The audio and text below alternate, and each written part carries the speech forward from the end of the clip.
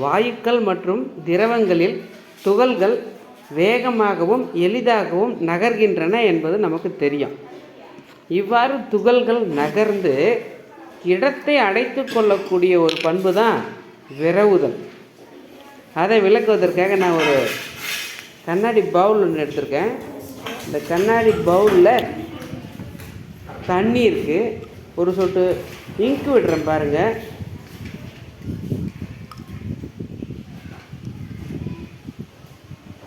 எவ்வளோ வேகமாக அப்படியே ஒன்றோட ஒன்று கலக்குது பாருங்கள்.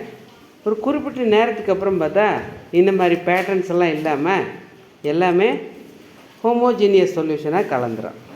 இதுக்கு பேர் தான் விரவுதல். வாயுக்கள் விரவுதலில் எடுத்துக்காட்டு, ஊதுபத்தியை நம்ம ரூமில் ஒரு இடத்துல கொளுத்தி வைக்கும்போது அந்த அறை முழுவதுமே நமக்கு வாசனை இருக்கும். இந்த மாதிரியாக இந்த டிசைன் தெரியுதுங்களா? இது அப்படியே கொஞ்ச நேரம் கழித்து தெரியாமல் மறைஞ்சிடும்.